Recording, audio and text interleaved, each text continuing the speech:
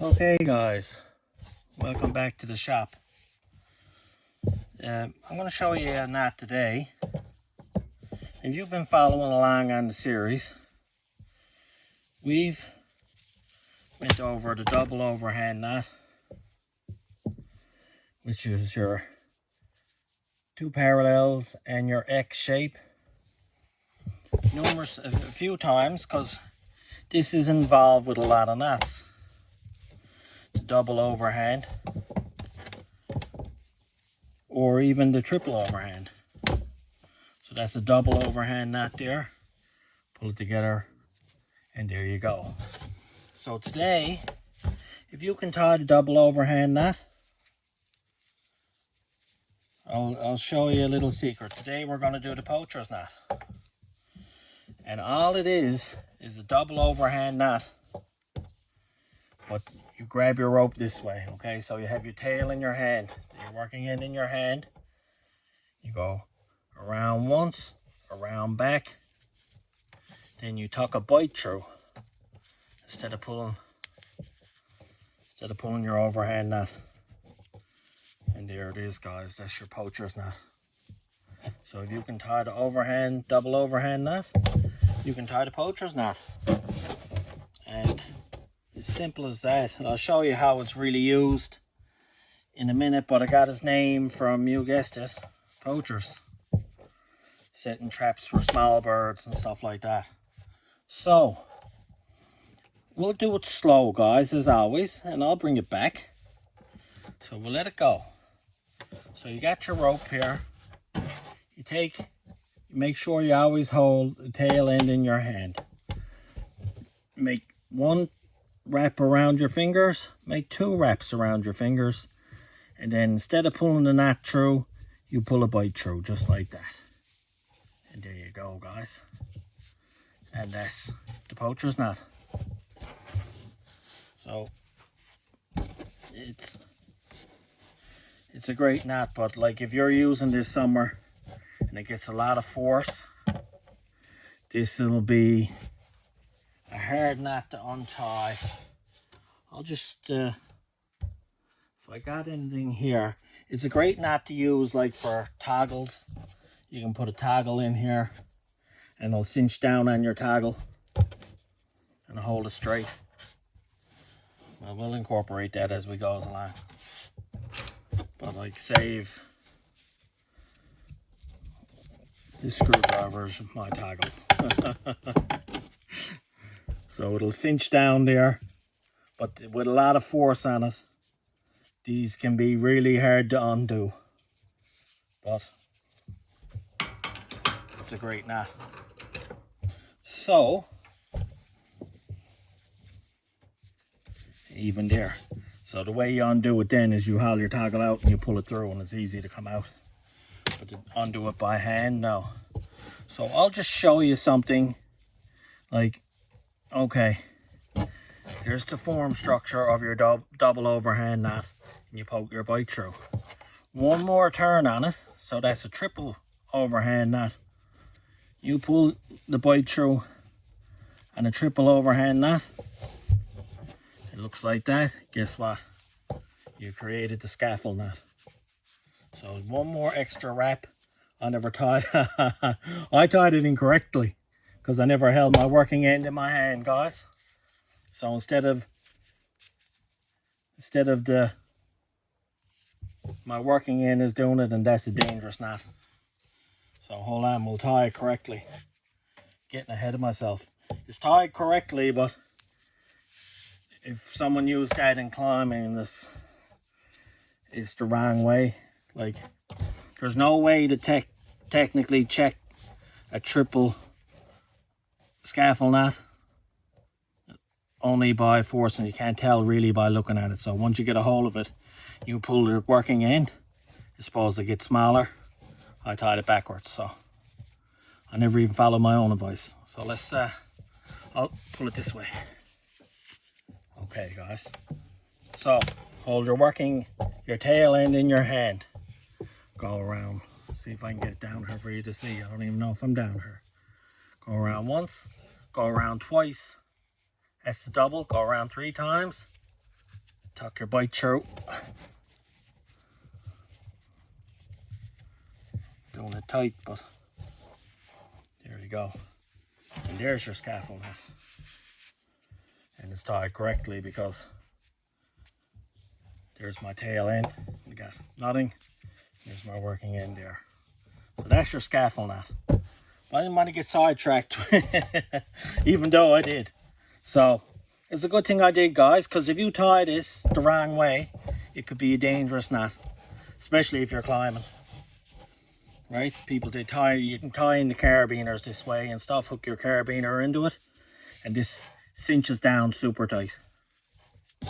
But if it's tied the wrong way, well then you're in for a fall. I don't think we got many climbers watching this video. But you never know. Okay, guys. Now, I'm going to show you, see if I got you in frame here.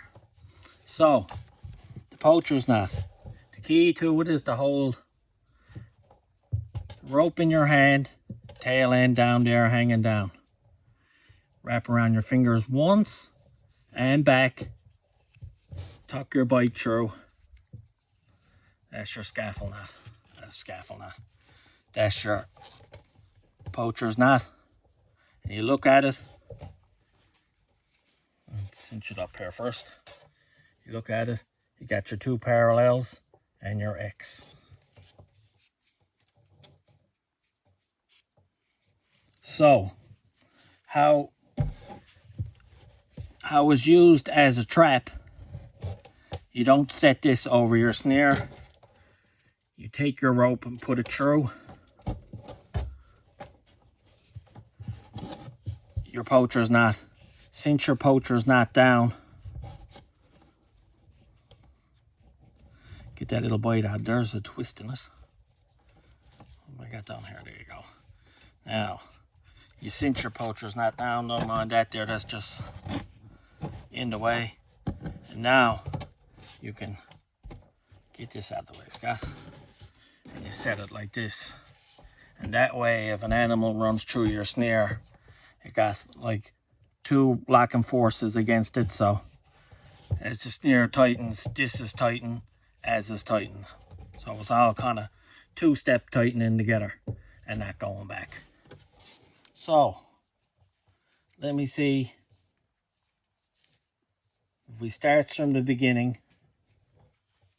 And I'll show you with the paracord. I don't know if I got it in frame or not. So I'll cut out what's not. So, what a mess. Here we go. So, make sure you got that tail end in your hand. Wrap around once, wrap around back.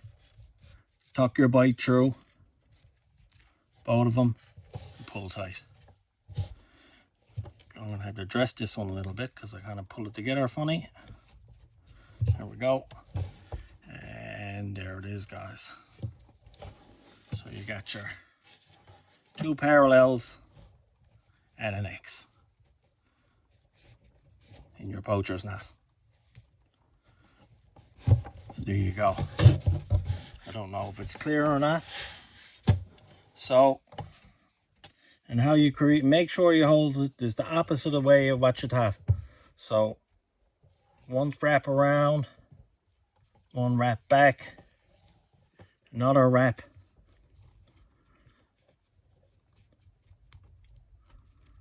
and that'll get my paws injured there. Pull it tight.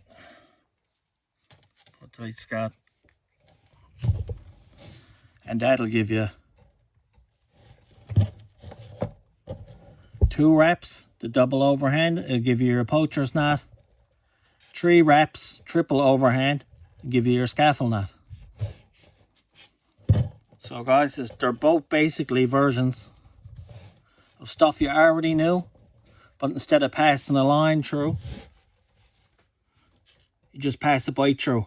And you created a whole nother knot. That's one thing. Once you get a basic of knots down, the world's your oyster.